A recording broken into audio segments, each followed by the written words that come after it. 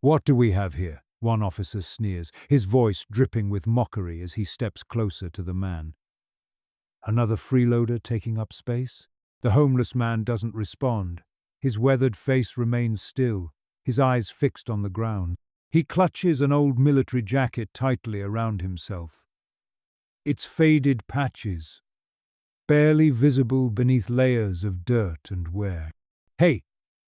The second officer barks, kicking at the small pile of belongings beside the bencher tattered backpack. A worn blanket, and a service dog lying loyally by the man's side. "Look alive, or are you too lazy to even answer us?" The tension is palpable. The man says nothing, but his knuckles whiten as he grips the edges of his jacket tighter. Behind them, unnoticed, a young woman pulls out her phone and begins recording. "You think this is funny?" the first officer growls, leaning down menacingly. "We're trying to clean up this city, not babysit people like you." As the camera lingers on the silent man, the narrator's voice cuts through the scene, deep and resonant. This man had no idea the secret he carried would leave the nation stunned. What these officers didn't know, and what the world was about to discover, was that they weren't just bullying a homeless man, they were mocking a hero. The officers continue their tirade while the woman filming whispers urgently to herself, "They can't get away with this, not today." The man on the bench wasn't always this way, disheveled, silent, and seemingly invisible to the world. Once upon a time, he was Samuel Ace Carter, a name that echoed through military corridors with reverence. To those who served alongside him, Ace wasn't just another soldier. He was a legend, a Medal of Honor recipient, a hero whose actions had saved countless lives during one of the deadliest battles in modern history. But now, sitting here in tattered clothes, clutching an old jacket around his shoulders, no one would ever guess the weight of his past. Samuel's story began decades ago, long before the streets became his home. Born into poverty in rural Mississippi, Samuel grew up knowing hardship. His father worked 2 jobs to keep food on the table, while his mother juggled odd gigs as a seamstress. Despite their struggles, they instilled in young Samuel values that would shape his life: courage, integrity, and resilience. By the age of 18, Samuel had already decided what kind of man he wanted to be, protector. And so, when recruiters came knocking, promising adventure and purpose, Samuel signed up without hesitation. Basic training tested him, but it only strengthened his resolve. He excelled in every drill, every simulation, earning respect from even the toughest drill sergeants. When war called, Samuel answered not out of blind patriotism, but because he believed in something greater than himself. It was during his second tour overseas that Samuel earned the nickname Ace. The unit had been pinned down under heavy fire, their position overrun by enemy forces. Against all odds, Samuel led a daring counterattack, single-handedly neutralizing multiple threats and dragging wounded comrades to safety. For his bravery, he was awarded the Medal of Honor, the highest recognition for valor in combat. But medals don't shield you from the scars of war. What the public never saw were the nights Samuel spent staring at the ceiling, haunted by memories of fallen friends. The constant explosions, the cries of the injured replayed in his mind like a broken record. Post-traumatic stress disorder gripped him tightly, though he refused to admit it at first. Over time, the symptoms worsened. Sleepless nights turned into days of isolation. Relationships crumbled. Even the simplest tasks felt insurmountable. Eventually, Samuel found himself unable to hold a job or maintain a stable life. One bad decision after another spiraled until he ended up where he is today, homeless, alone, and forgotten by society. Meanwhile, Officers Daniels and Monroe were creatures of habit. Their daily patrols often took them through the park, where they targeted unhoused individuals like Samuel. To them, These people weren't human beings with stories and struggles, they were nuisances. Eyesores that disrupted the pristine image of their city. Daniels, the senior officer, prided himself on being tough on crime, though his methods leaned more toward cruelty than justice. Monroe followed suit, eager to prove himself despite his lack of experience. Together, they made a formidable pair, their arrogance amplified by the authority granted to them by their badges. On this particular morning, their routine brought them face to face with Samuel. They approached him with disdain, their boots crunching against the path. Daniels sneered, mocking Samuel's appearance, his voice dripping with contempt. "Look at this guy.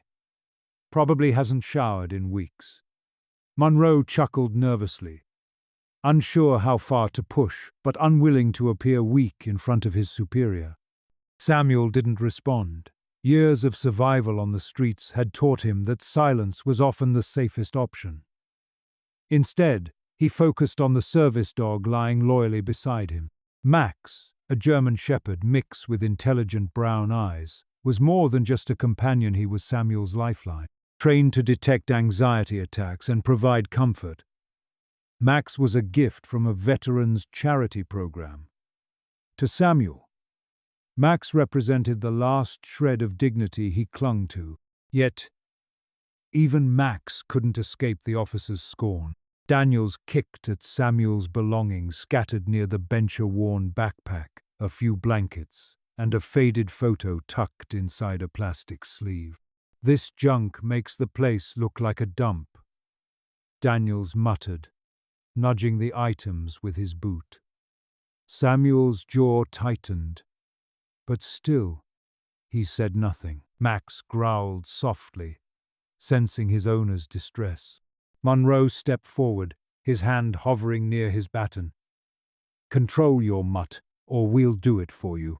Unbeknownst to the officers, their words carried little weight compared to the quiet strength radiating from Samuel. Beneath the layers of dirt and despair lay a man who had once faced death itself and won. Though he appeared defeated, there was a fire within him, smoldering but not extinguished. And though Daniels and Monroe dismissed him as insignificant, their actions spoke volumes about the biases they carried. To them, Samuel was just another homeless black man, undeserving of respect or compassion.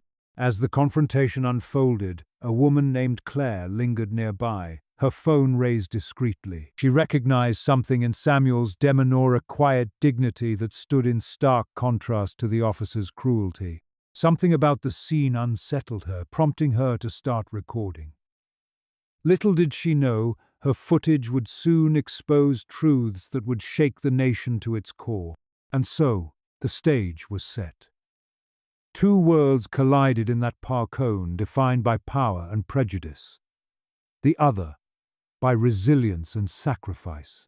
What neither side realized was that this encounter would ripple far beyond the confines of that quiet morning, forcing everyone involved to confront uncomfortable truths about themselves and the society they lived in. The confrontation in the park escalated quickly, each moment charged with an intensity that seemed to crackle in the air. Daniels and Monroe weren't content to simply question Samuel. They wanted to assert dominance, to remind him and anyone watching that their authority was absolute. Their disdain for the homeless man grew more palpable with every passing second. Daniels stepped closer, his boots crunching against the gravel as he circled Samuel like a predator sizing up its prey. "You think this is some kind of joke?" he sneered, kicking at Samuel's belongings again. The worn backpack slid across the ground, spilling its meager contents onto the dirt. A few clothes, a water bottle, and a small tin container rattling hollowly. Monroe hovered nearby, his hand resting casually on his baton, ready to act if needed. Samuel remained silent, but his body language betrayed the storm brewing beneath his calm exterior. His shoulders tensed slightly, and his grip on Max's leash tightened imperceptibly. Max, sensing his owner's distress, let out a low growl, his intelligent eyes fixed on the officers. It wasn't aggression, it was a warning, a protective instinct ingrained through years of training. But to Daniels and Monroe, it was all the justification they needed. "Control your mutt," Daniels barked, pointing a finger at Max. "Or I'll do it for you." Samuel finally spoke, his voice low and steady despite the tension coursing through him. "He's not a threat. He's trained to protect me." There was no pleading in his tone, only quiet resolve. To those who knew how to listen, it carried the weight of someone accustomed to giving orders, not taking them. But Daniels didn't hear or care. Instead, he smirked, clearly enjoying the power dynamic. Trained? Yeah, right. What kind of training does a stray dog get? He bent down and grabbed one of Samuel's blankets, shaking it mockingly before tossing it aside. "Looks like trash to me." Monroe joined in, stepping forward to kick over the tin container. Inside were a handful of prescription medications, painkillers, antidepressants, and other pills prescribed to manage PTSD symptoms. They scattered across the ground, rolling into the grass. Samuel flinched visibly, his jaw tightening as he watched the medications disappear into the dirt. These weren't just pills. They were lifelines, tools meant to help him navigate the chaos inside his mind. Without them, the wall built around himself would crumble even further.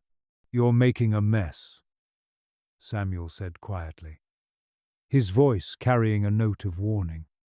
For the first time, there was an edge to it, a flicker of the soldier he once was. But Daniels mistook it for weakness. "Oh, am I?" Daniels taunted, leaning in closer. "What are you going to do about it, huh? Call someone to complain? Oh, wait, you don't have anyone, do you?" The cruelty in his words hung heavy in the air, but Samuel didn't respond. Instead, he focused on Max, whispering softly to keep the dog calm. Max whined faintly, pressing closer to his owner's side. The bond between man and animal was undeniable, a connection forged through shared struggles and mutual trust. To Daniels and Monroe, however, it was just another thing to ridicule. "Look at this clown," Monroe muttered, nudging Samuel's service dog with the tip of his boot. "Even the dog looks pathetic." Max bared his teeth slightly, a reflexive reaction to being threatened. Daniels seized the opportunity, straightening up with a triumphant grin. "See? Aggressive behavior. Just what I thought." He turned to Monroe. "We should confiscate the dog. Public safety hazard." "No," Samuel said firmly, rising to his feet. His movements were slow and deliberate, designed to avoid provoking the officers further. "He's my service dog. You can't take him." Daniels raised an eyebrow, feigning surprise. "Service? Really? Got papers for that?" Samuel hesitated. Of course, he had documentation. Max was certified, registered, and trained to assist veterans with PTSD, but the paperwork was tucked away safely in his backpack, now strewn across the ground, thanks to Daniel's earlier antic. Retrieving it would mean turning his back on the officers, something he instinctively knew better than to do. "I'll show you later," Samuel replied evenly, his gaze unwavering. "For now, leave him alone." Daniels laughed harshly, shaking his head. "Yeah, sure. Like we're supposed to believe anything you say." He glanced at Monroe, who nodded in agreement. "Let's see what else this guy's hiding." With that, Daniels reached for Samuel's backpack again, rifling through its contents with reckless disregard. He pulled out the faded photo tucked inside the plastic sleeve, a picture of Samuel in full military uniform, standing proudly beside his unit. The Medal of Honor gleamed prominently on his chest, a testament to his heroism. Daniels barely glanced at it before tossing it aside like trash. "Wow, look at this." Daniels mocked, holding up the photo briefly before letting it flutter to the ground. Somebody's living in Fantasyland. By now, a small crowd had gathered, drawn by the commotion. Among them was Claire, the woman who had been recording earlier. She stood frozen, Her phone still raised as she captured every word, every action. Her heart pounded in her chest, torn between fear and outrage. She recognized the insignia on Samuel's jacket, the same one she'd seen during a Veterans Day parade years ago. Something about the situation felt deeply wrong, but she wasn't sure how to intervene without risking herself. "Stop it!" a voice called out suddenly. It belonged to an older man who had been walking his own dog nearby. "Leave him alone! Can't you see he hasn't done anything?" Daniels rounded on the man, his expression darkening. "Mind your business, old-timer, unless you want trouble too." The man hesitated but didn't back down entirely. "This isn't right," he muttered under his breath, though loud enough for others to hear. A murmur of agreement rippled through the growing crowd. Meanwhile, Samuel continued to endure the humiliation silently. Every insult, every violation of his dignity chipped away at the fragile peace he'd worked so hard to maintain. Yet, he refused to break. Years of combat had taught him patience, discipline, and the importance of choosing his battles wisely. This wasn't the time or place to fight back, not yet. As Daniels dug deeper into the backpack, his fingers brushed against something metallic. Curious, he pulled it out, a small wooden box containing Samuel's medal. The sunlight caught the polished surfaces, casting tiny reflections onto the ground. Daniels opened the box, revealing rows of ribbons and medals, including the unmistakable star-shaped insignia of the Medal of Honor. For a split second, Daniels froze, his arrogance faltering as he stared at the contents. Then, with a dismissive snort, he dumped the entire box onto the ground, scattering the medals like confetti. "Big deal," he muttered, though his voice lacked its usual bravado. "Probably fake, anyway." Claire gasped audibly, unable to contain her shock. "That's the Medal of Honor!" she exclaimed, her voice ringing out loud and clear. Heads turned toward her, including Daniels, whose eyes narrowed suspiciously. "What did you say?" he demanded, stepping closer to Claire. She held her ground, clutching her phone tightly. "I said, that's the Medal of Honor. Do you even know what that means? Or are you too ignorant to realize you're harassing a war hero?" Her words hit like a thunderclap, silencing the crowd and freezing the officers in place. For the first time since the encounter began, Daniels and Monroe looked uncertain, their bravado crumbling under the weight of the truth. But before either could respond, Claire lifted her phone higher, ensuring they saw her recording. "This is going live," she announced, her voice steady despite the adrenaline coursing through her veins. "Everyone needs to see exactly what kind of heroes you really are." The realization dawned slowly on Daniel's face, followed swiftly by panic. He glanced at the scattered medals, then at Samuel, whose stoic expression hadn't changed. In that moment, the balance of power shifted irrevocably. What had started as a routine display of authority had spiraled into something far bigger than either officer could have anticipated. And somewhere deep within Samuel, a spark ignited a reminder that even in his darkest hour, he was still a warrior. The battle ahead wouldn't be fought with weapons, but with courage, resilience, and the unwavering support of strangers who refused to stay silent.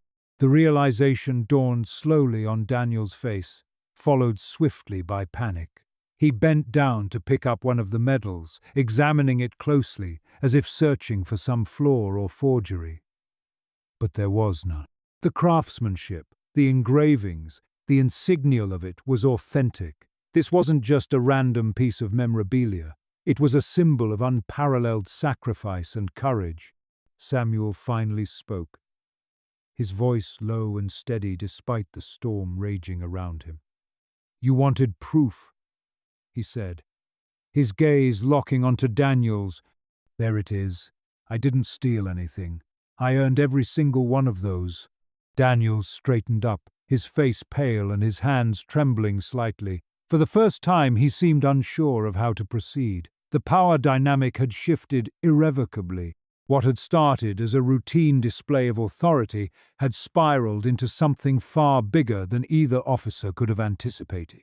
Meanwhile, Claire continued filming, her phone capturing every detail: the scattered medals, the stunned expressions of the officers, and the growing murmurs of disbelief from the crowd. People whispered among themselves, their voices tinged with anger and disbelief. Some pulled out their own phones, joining Claire in documenting the scene. Within moments, the footage began spreading across social media platforms, drawing attention not just locally but nationwide. As the gravity of the situation sank in, Daniel's panic gave way to desperation. He turned to Monroe, his voice low but urgent. "We need to fix this. Now." But Monroe, equally rattled, could only shake his head helplessly. "It's too late," Monroe muttered, glancing at the growing number of phones pointed in their direction. "It's already out there." Back in the crowd, Claire's voice rose above the din once more. "You don't get to fix this," she shouted, her words dripping with righteous fury. "You disrespected a man who risked his life for this country, a man who saved others while you were probably still in high school. And now the whole world is watching." Her declaration sent a ripple through the gathering. Neighbors who had initially been bystanders now stepped forward, emboldened by Claire's courage. One woman approached Daniels, holding up her phone defiantly. "My son served overseas," she said, her voice trembling with emotion. "He came home broken, struggling to adjust. Men like him deserve respect, not cruelty." Another man chimed in, his voice firm. "You swore an oath to protect and serve. Does that include humiliating veterans?" The officers were visibly shaken, their earlier arrogance replaced by shame and fear. They exchanged panicked glances, realizing the enormity of their mistake. Daniels fumbled for his radio, calling for backup, but it was clear they were losing control of the situation. At the center of it all stood Samuel, unmoving and resolute. Though his body bore the scars of years spent battling PTSD and homelessness, his spirit remained unbroken. He watched silently as the tide turned against the officers, his presence commanding respect even without uttering a word. And then, as if fate itself had intervened, a police chief arrived on the scene, alerted by the viral video spreading online. Chief Martinez, a seasoned veteran of the force, took one look at the scattered medals and immediately recognized their significance. His face hardened as he surveyed the damaged, the destroyed belongings, the frightened service dog, and the man who had endured it all with quiet strength. "What the hell is going on here?" Chief Martinez barked, his voice cutting through the commotion. Officers scrambled to explain, but their excuses fell flat in the face of overwhelming evidence. Martinez knelt beside Samuel, his demeanor respectful and apologetic. "Sir," he said gently, "are these yours?" He gestured to the medals lying on the ground. Samuel nodded, his expression unreadable. "Yes," he replied, simply. Martinez exhaled sharply, running a hand over his face as the weight of the situation settled on his shoulders. "Do you have identification to confirm your service record?" he asked, though his tone suggested he already knew the answer. Samuel reached into his jacket pocket and pulled out a worn ID card, its edges frayed from years of use. Martinez examined it carefully, his eyes widening as he confirmed the detail. "Medal of Honor recipient Samuel Carter," he murmured, almost to himself. Then louder he addressed the officers. "Stand down, both of you." Daniels and Monroe obeyed reluctantly, their faces pale and their bodies rigid with tension. Martinez turned to the crowd, raising his voice so everyone could hear. "Ladies and gentlemen, I assure you this matter will be handled appropriately. These officers will be suspended pending a full investigation." The announcement was met with a mix of cheers and jeers, But the message was clear. Justice would not be denied. As the officers were led away, Samuel remained seated on the bench, his gaze fixed on the horizon. Max pressed closer to his side, offering silent comfort. For Samuel, the victory felt hollow. He hadn't sought recognition or retribution. He had simply wanted to exist without being treated as less than human. Yet, in that moment, surrounded by strangers who had rallied to his defense, he allowed himself a flicker of hope. Perhaps, just perhaps, society was beginning to see beyond the surface, though, recognize the heroes walking among them, even when they were hidden in plain sight. The aftermath of the viral video spread like wildfire, igniting outrage and calls for accountability across the nation. Chief Martinez wasted no time in addressing the situation publicly. His voice steady but tinged with regret as he stood before a podium surrounded by reporters and flashing cameras. "What happened in that park was unacceptable," he declared, his eyes scanning the crowd.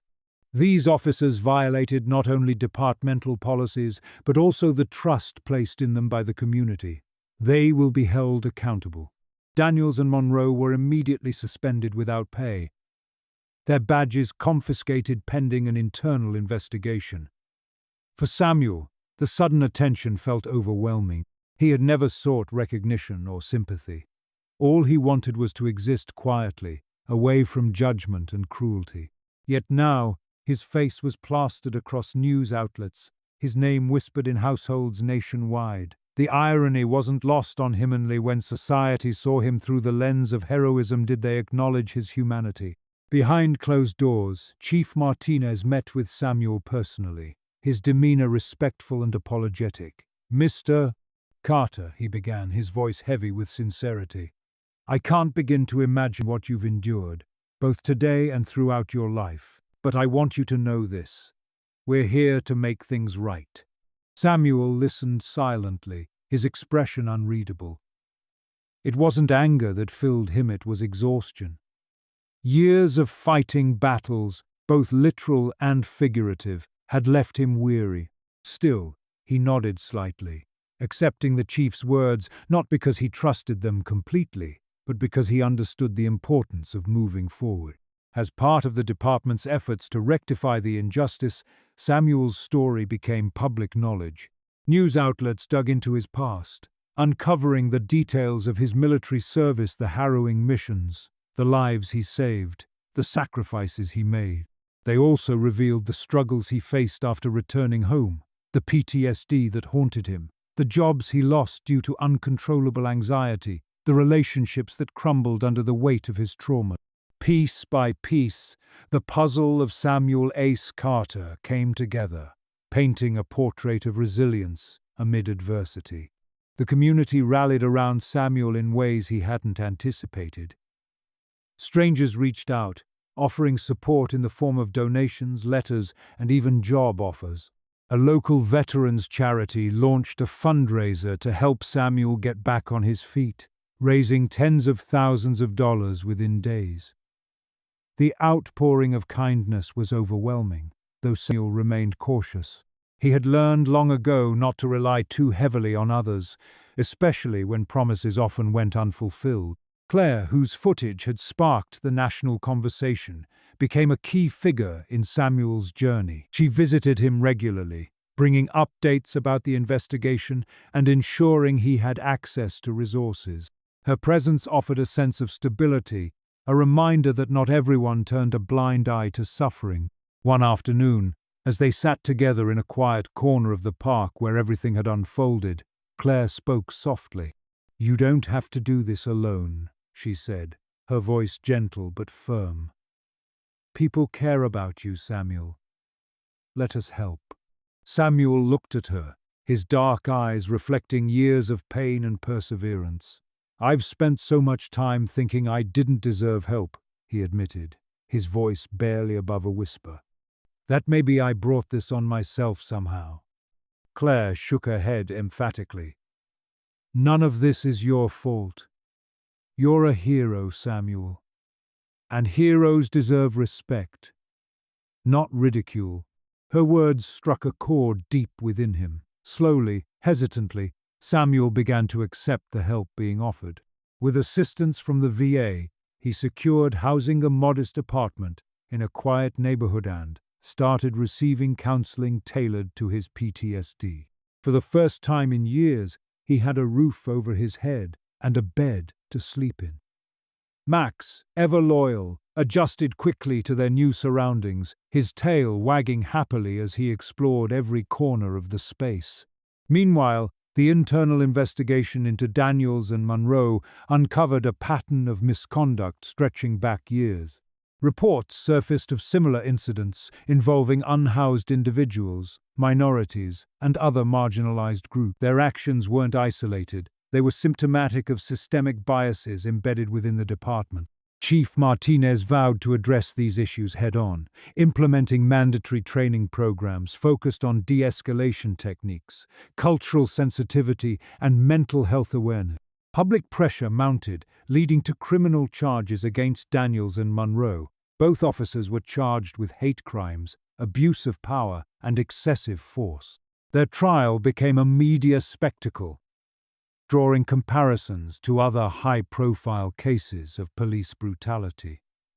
Witnesses testified, including Claire, whose video provided irrefutable evidence of their wrongdoing.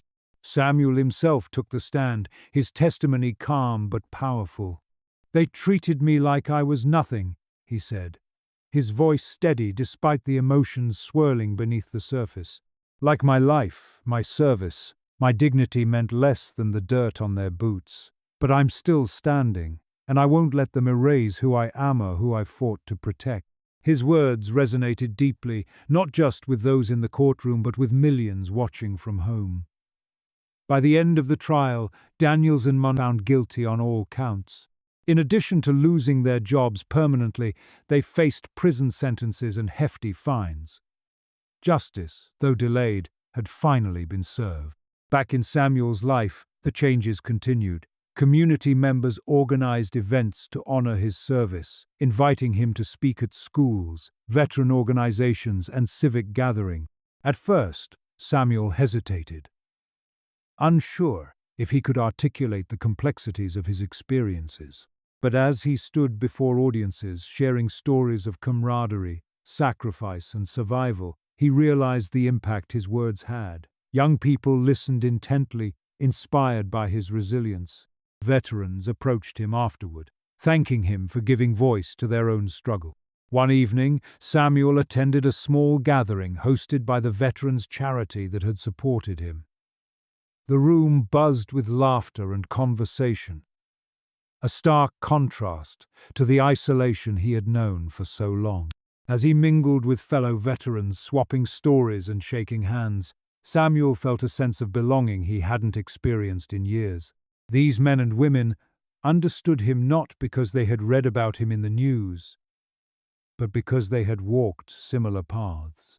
Later that night, as Samuel returned to his apartment, he paused outside the door, taking a moment to reflect.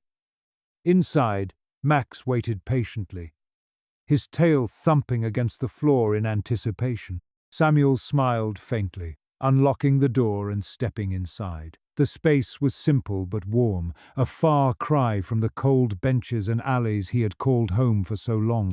He knelt beside Max, scratching behind the dog's ears affectionately. "We made it, buddy," he murmured, his voice thick with emotion. "Not perfect, but we're getting there." Max whined softly, pressing closer to Samuel's side. Together they settled onto the couch, the soft glow of a nearby lamp casting a comforting light. Samuel leaned back, closing his eyes as memories washed over him, the faces of fallen comrades, the roar of battle, the quiet moments of peace he had cherished during his darkest days. Each memory carried its own weight, but none felt as suffocating as they once had. For the first time in years, Samuel allowed himself to hope. Hope that the scars of his past wouldn't define his future. Hope that the world was beginning to see heroes not just in uniforms, but in the everyday acts of courage displayed by those overlooked and underestimated. and hope that, perhaps, he could find a way to heal not just for himself, but for everyone who had ever felt invisible. The resolution of Samuel Carter's story was not just about justice, it was about redemption, healing, and the power of community to transform pain into purpose. As the dust settled from the trial and the media frenzy began to wane, Samuel found himself standing at the threshold of a new chapter in his life. The world had seen him not as a homeless man, but as a hero who had sacrificed everything for his country. And now, with the support of strangers turned allies, he was ready to reclaim his place in it. Daniels and Monroe faced the full weight of their action. Found guilty on multiple charges, including hate crimes and abuse of power, they were sentenced to prison terms that reflected the severity of their misconduct. Beyond their incarceration, the case sparked widespread reforms within the police department. Chief Martinez implemented mandatory training programs focused on de-escalation, cultural sensitivity, and mental health awareness. Officers were required to undergo regular evaluations to ensure accountability, and an independent oversight board was established to monitor complaints against law enforcement. For Samuel, these changes offered a glimmer of hope, a sign that systemic biases could be challenged and dismantled. But the true measure of justice wasn't in the punishment of Daniels and Monroe. It was in the way society responded to Samuel's plight. The fundraiser organized by the Veterans Charity exceeded all expectations, raising over $200,000 to help Samuel rebuild his life. With those funds, he secured a modest apartment in a quiet neighborhood, furnished with essentials donated by local businesses. Max, ever loyal, adjusted quickly to their new home, his tail wagging happily as he explored every corner of the space. For the first time in years, Samuel had stability, a roof over his head, food on the table, and a sense of belonging. The VA stepped in to provide additional support, connecting Samuel with counselors specializing in PTSD and offering job placement services tailored to veterans. Slowly but surely, Samuel began piecing his life back together. He enrolled in therapy sessions, where he confronted the traumas that had haunted him for so long. Each session brought clarity, helping him process the grief, guilt, and isolation that had once consumed him. It wasn't easy. There were days when the weight of his past felt unbearable, but Samuel persevered, drawing strength from the unwavering support of those around him. Claire remained a constant presence in Samuel's life, visiting regularly to check on his progress. Her courage in recording the incident had ignited a national conversation about homelessness, racism, and the treatment of veterans. Inspired by Samuel's resilience, she became an advocate for marginalized communities, using her platform to amplify voices often ignored. Together, they formed an unspoken bond, united by their shared commitment to creating change. One of the most poignant moments came when Samuel reunited with members of his old military unit. News of his ordeal had reached them, prompting an outpouring of messages and calls. They traveled from across the country to visit him, filling his small apartment with laughter, stories, and camaraderie. For Samuel, it was a reminder of the brotherhood he had cherished during his service, a bond that transcended time and distance. As they sat together, reminiscing about missions and sharing updates on their lives, Samuel felt a profound sense of peace. He realized that while war had taken much from him, it had also given him something invaluable, a family forged in fire. In the weeks that followed, Samuel made a decision that would define his future. Drawing inspiration from his own journey, he partnered with the Veterans Charity to launch a program aimed at supporting unhoused veterans. The initiative provided housing assistance, counseling, and job training, ensuring that no veteran would have to endure what Samuel had faced alone. His involvement in the program gave him a renewed sense of purpose, allowing him to channel his pain into action. At the program's inaugural event, Samuel stood before a crowd of supporters, his voice steady, yet filled with emotion. "I didn't ask for this attention," he began, pausing to gather his thoughts. "But if my story can help even one person feel less invisible, then it's worth telling." Veterans like you've given everything to protect this country, and we deserve to come home to a nation that protects us in return." His words resonated deeply, earning a standing ovation from the audience. Among them were Claire, Jenny, and countless others who had rallied behind him. Their presence was a testament to the power of collective action, a reminder that when people stand together, they can move mountains. As the event drew to a close, Samuel stepped outside, breathing in the cool evening air. Max trotted beside him, his ears perked and eyes bright. Together, they walked down the street, passing under the same tree where Samuel had once sat in silence, enduring the cruelty of Daniels and Monroe. This time, however, the scene was different. Neighbors waved hello, children played nearby, and the sound of laughter echoed through the air. Samuel paused beneath the tree, looking up at its sprawling branches. "You did good, buddy," he murmured, scratching behind Max's ears. "We made it." Max whined softly, pressing closer to his side.